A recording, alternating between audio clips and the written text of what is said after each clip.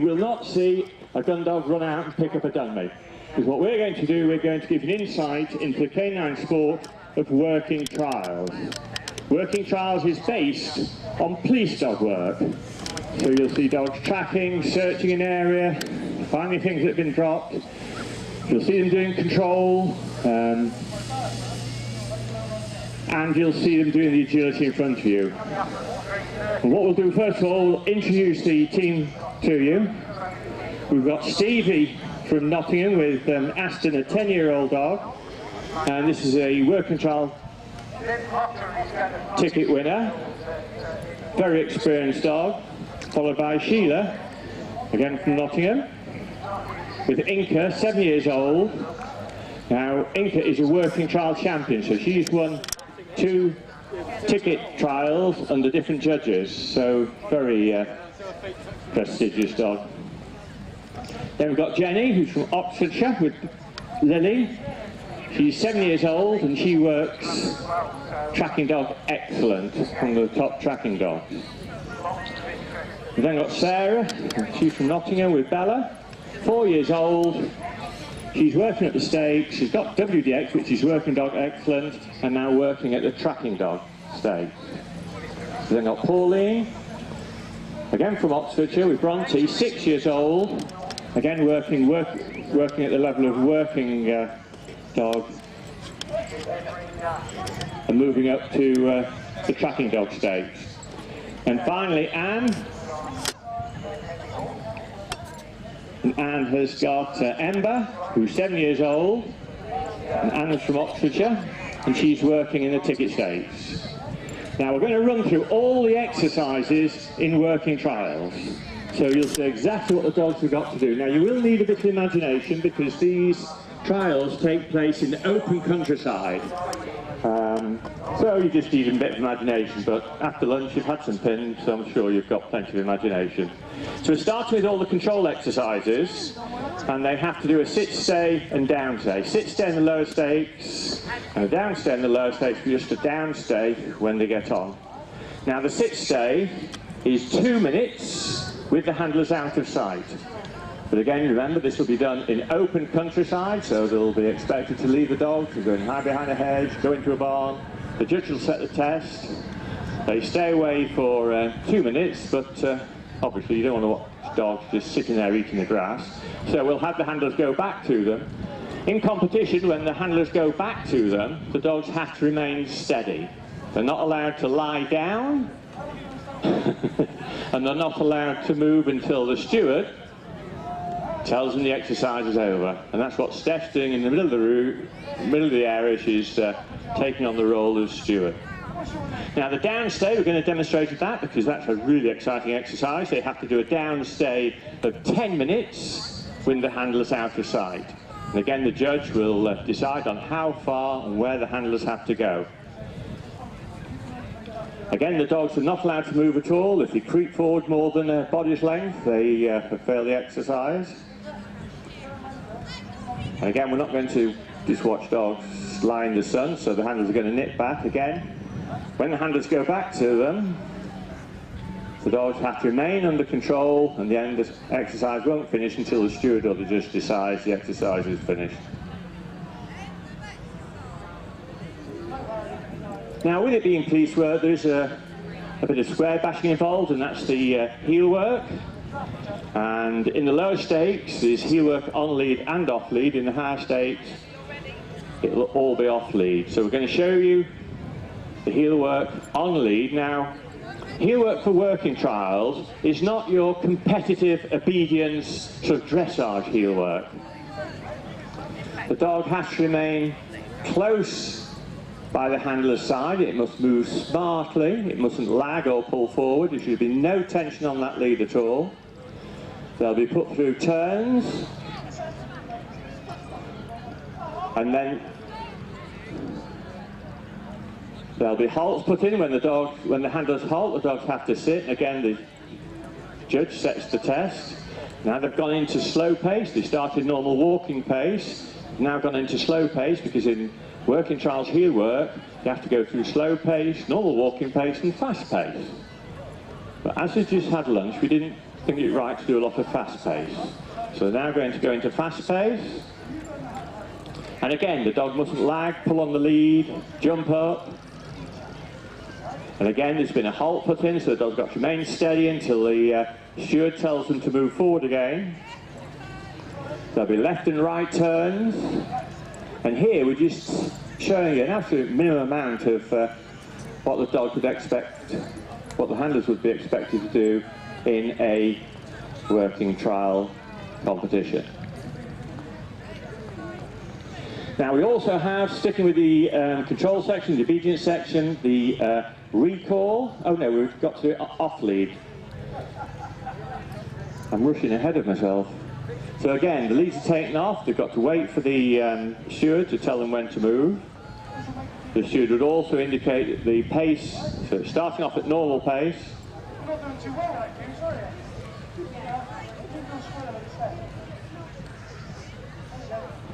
And again, they'd be losing marks every time the dog just moved away from the, took the shoulder away from the side of the handler's leg. And the judge obviously has decided to change the pace on the move. The dogs aren't allowed to be commanded if they're walking at normal pace heel work, and then asked to go into fast pace. The dog's just expected to stick with the handler. Again, a turn. And again, they'd be losing marks for lagging, jumping up, pulling forward.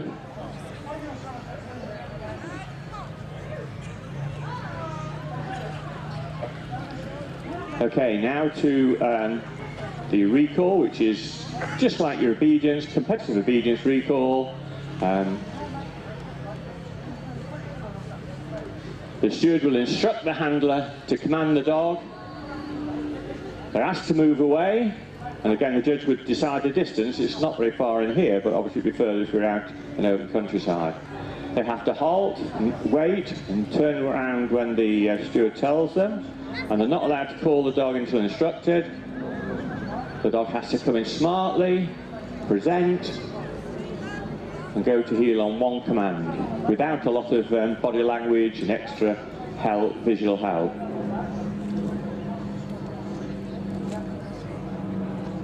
So if the dog comes in slowly, they'd be losing marks. We want a determined movement towards the handler, so that's really nice and smart. Just to come and see, you can see there's absolutely no body language asking the dog to sit. It just knew what it was supposed to do. One hand signal and round to heel, and that's how it should be done. Jenny's going to see if she can reproduce that sort of a performance.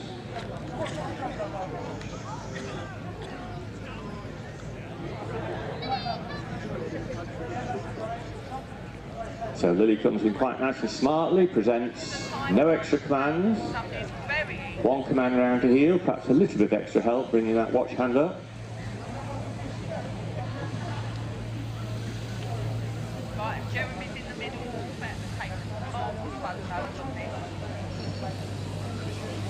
Again, they've got to remain really steady until called.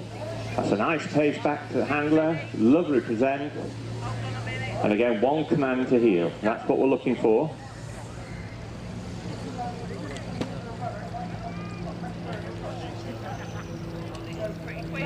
And again, you can see the dog just waiting nice and steadily. You can see the enthusiasm is there. Again, not much help to get them just to come in and sit. They just come and present. No verbal command is necessary. And then finally, Ember.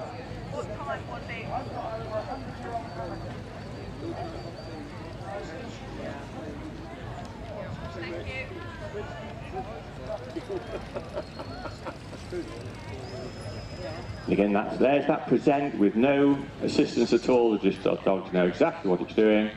That's the recall. The other control exercise is retrieve. Again, this is just basic, pure obedience, retrieve a dumbbell.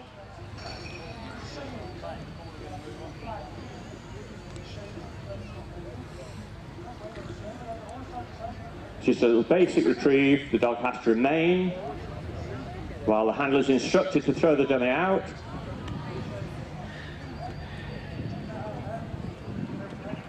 have to throw it a reasonable distance. The dog's then sent out.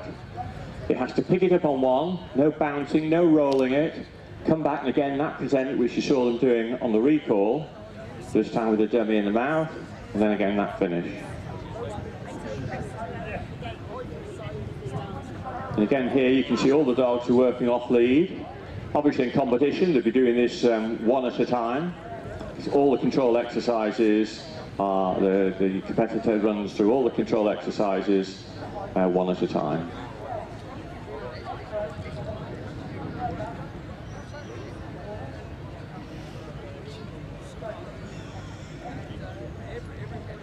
Again, notice how they all pick them up very cleanly. They don't pounce on them, no rolling, no mouthing and chewing, tossing it around in their mouth. Again, nicely presented, all nice and calm.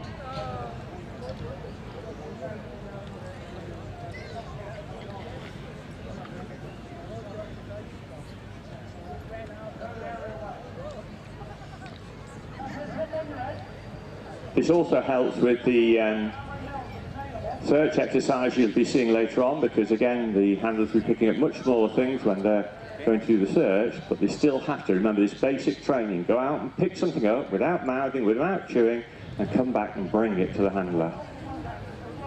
And finally on with Ember.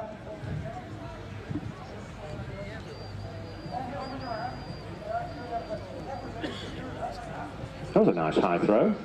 You're watching the cricket.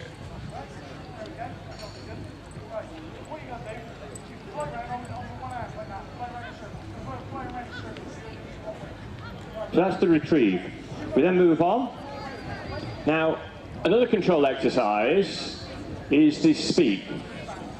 The dogs, and this is back to police dog work really, when they would be used to speak when they found a criminal or something. So the dog's got to be under control. Sometimes the judge asks them to leave the dog. The dog got to speak on one command and keep speaking until the handler decides to tell it to be quiet. And then sometimes they start again. It's all down to judge how this exercise is set up. The handler can choose whether to leave the dog in a sit, a stand or a down. It's all about the speak.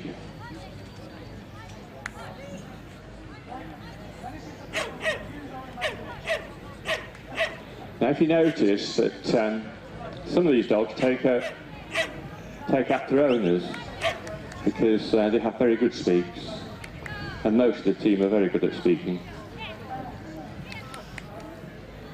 Now it's Lily's turn.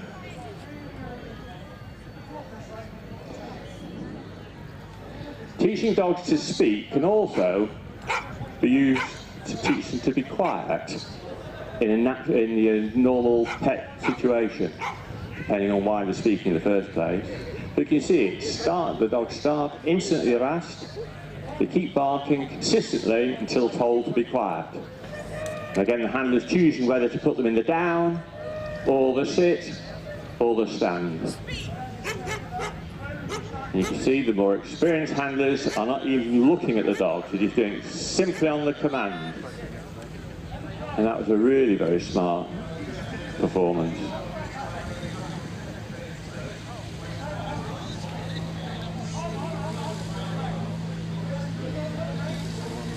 Now, slightly more inexperienced dog, we're doing it by the side of the dog, and you can see there, got an understanding, but not quite sure what that noise was about. That does actually bring me to another of the control exercises, which is the gun dog, the gunshot.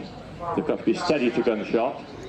Now Anne is going to show you another version of the speak, because the judge could decide to get the handlers to do the speak on the move.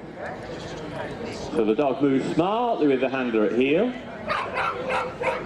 The dog's told to speak. And again, even though moving, it has to speak and go quiet when told, and then speak when told.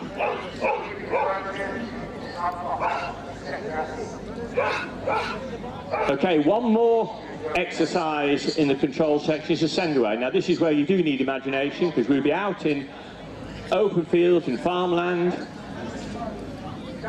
And depending on the level of competition, you'd be asked your dog to send to any point nominated by the judge.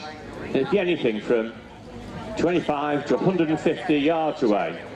So here we're going to set the dog up and send it off to the corner of the arena. And again, remember, this could be 150 yards out into a field, perhaps where there's a tree or very little mark. So the dog's brought forward, it's directed forward, it's shown where to go. And even with all these distractions, notice it's not taking any notice, it's just running straight out.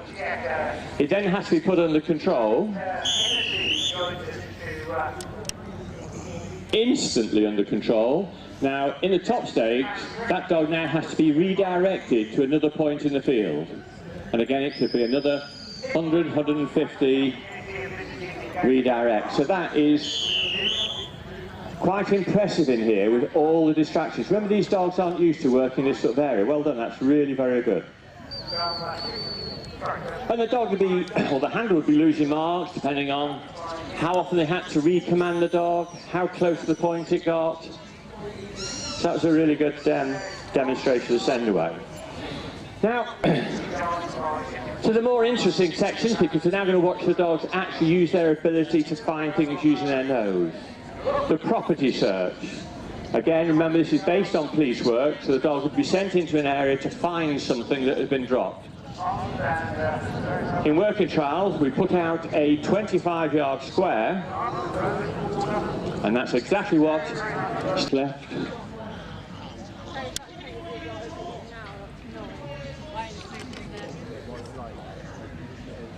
Time, where they pick the articles up cleanly.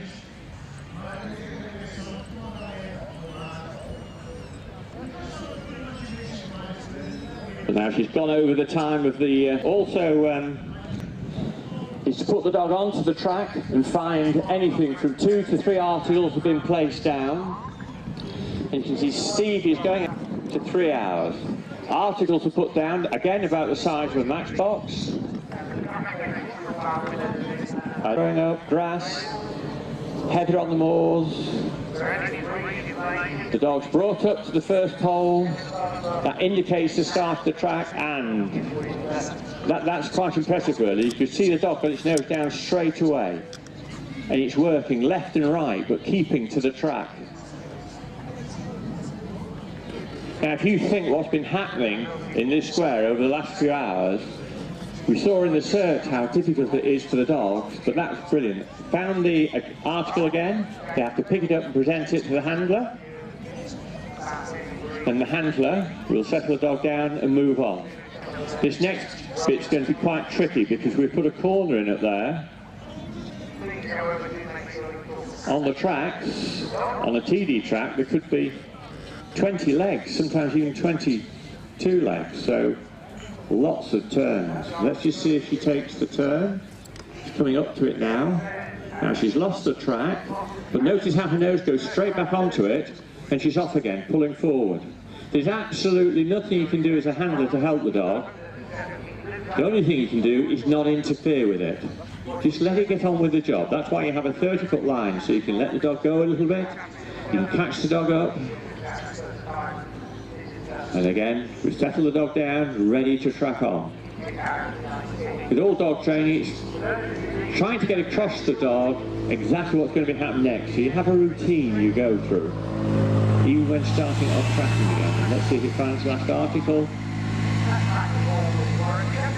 Struggling a little bit there.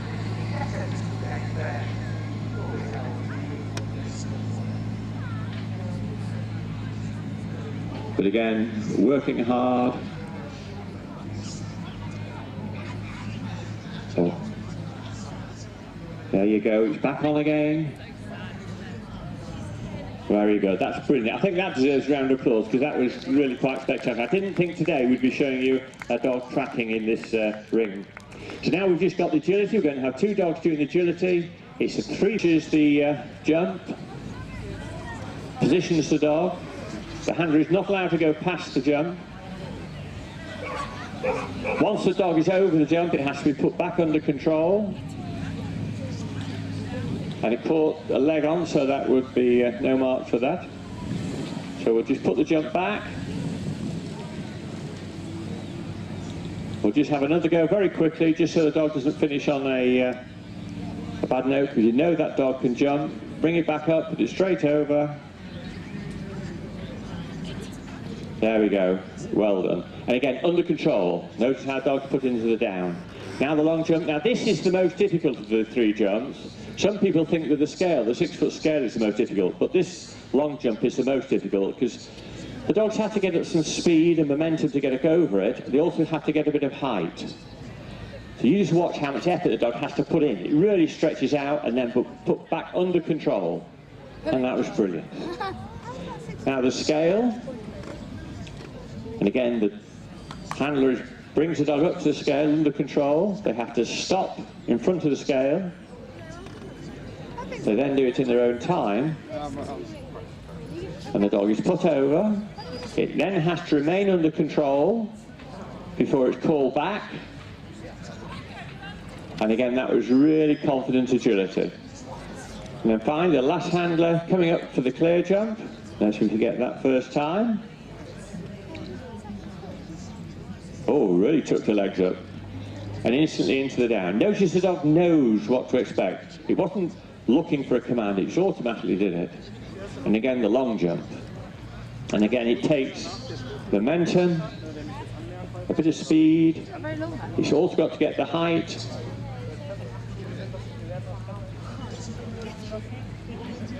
Crikey, hardly put any effort into that and zoomed over. Well done. And then the scale again, it's got to go over, into a position, and then recall.